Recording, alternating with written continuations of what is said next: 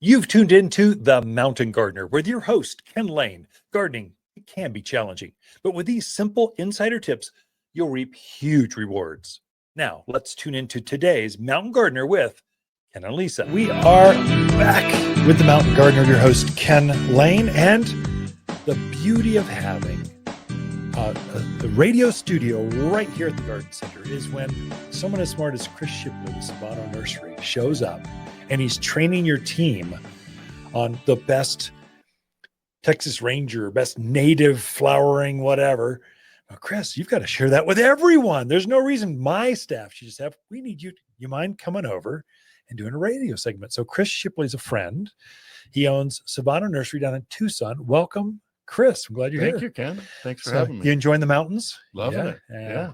So we've got loads and loads and loads from his family. His farm comes up here, and so a lot of that native-y mixed stuff, that's from you. And you've created this new variety of wildflower, or penstemon, or Texas sage, or whatever. Yeah. That is super interesting. Tell me about Civanos. How long have you been doing this? And why isn't it Shipley's Garden Center instead of Civano Garden Center? We've been doing this for 25 years plus. In Tucson, and we started with our garden center. We've owned a garden center since 1999, and it was master planned into a little community called Civano. There we go. Gotcha. That's too reason. Easy. Yeah.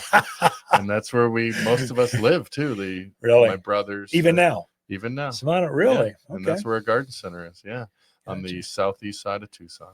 Now you're farming though, south of Tucson. So right. it's a colder area, whatever. A little bit colder. So how'd you find that? And how many acres is that? Give us some insight. Sure.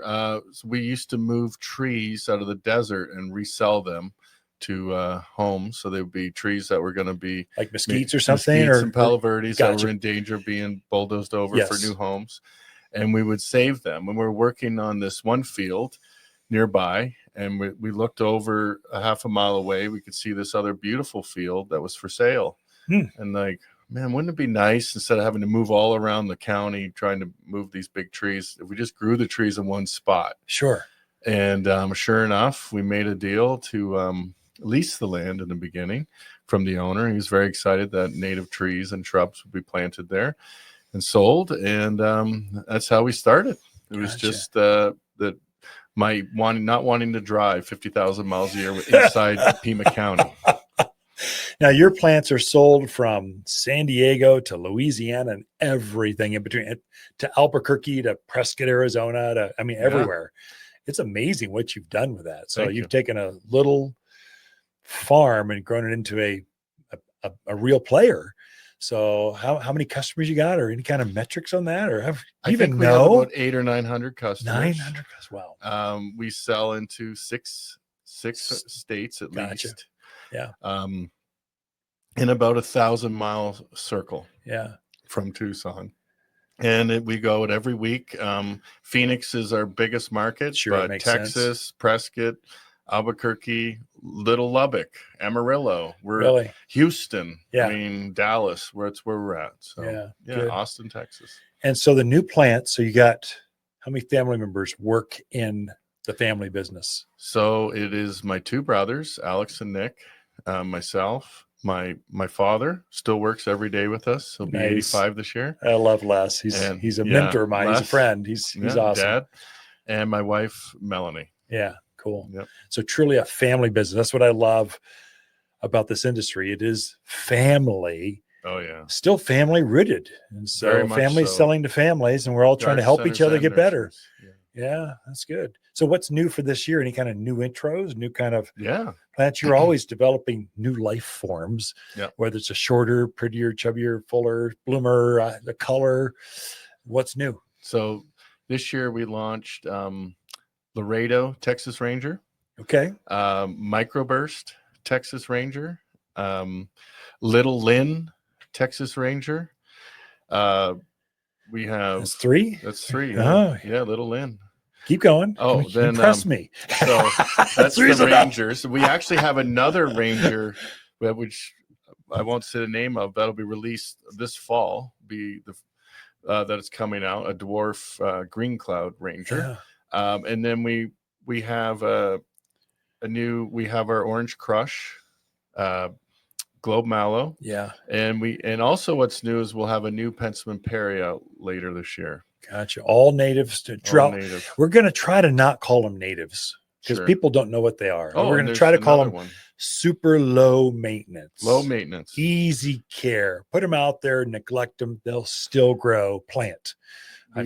We have a yellow dwarf yucca that we Little Miss Sunshine. Yeah. And so, yes, they are native, but we've bred them and made them more accessible to today's smaller landscape environments. We made them hardier to the different changing weather patterns we're having, whether it's cold or heat or drought or even a big rain event. We've made them tougher. We've made them smaller. We made them hardier. And that's what we're up to. We want the urban landscape, want these native low maintenance plants to be accepted easily. People want them in their yards. Yeah. And so now how do you do that? People, they don't know.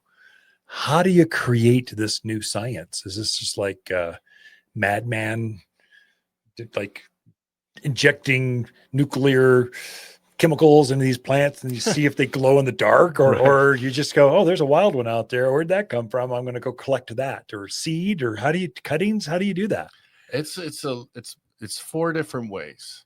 And the easiest way is to be in amongst, we'll just pick on globe mallow, to be in amongst a field of 1,000, 10,000 globe mallow in spring and look at them and see if one is different or 5 are different from the 10,000. The genetics that just stand out, that they have a better flower, a smaller size, or whatever that you like about it, and then take a cutting from it and grow it out and see what happens and watch it for a number of years. You find one in the wild. Yep. You go, whoa, that's obviously nicer. Yep. You cut it. You bring back the stems. You dip it in some magic juice, put it in some soil, and it starts to root out. Yes. And then you start to grow that out. And then you take more cuttings. You just expand that plant until you've got 10,000 patented and bring it to market. That's one way. Another way is to actually cross-pollinate. Take the pollen from one flower of a Texas Ranger and take another Texas Ranger that's different, take its pollen and cross-pollinate. That's another way. And that way you get the specific, actually. That's by seed. So it'll generate a seed at that point. And then you grow the seed. Then you go, oh, happens. That's obviously better or not. And you grow those seeds out and maybe you have 100 seeds and you grow those 100 plants out, plant them in the ground and see how they do. And then you could keep going and keep cross-pollinating. That's when you get the real freaky stuff. And that's the DNA and that's the glowing, but anyway, that's how we got microburst and Laredo. We got Laredo is a microburst are radically different than the regular common Texas Rangers, and they do some really great stuff. Yeah. Texas Rangers in the mountains of Arizona, they melt in the rain.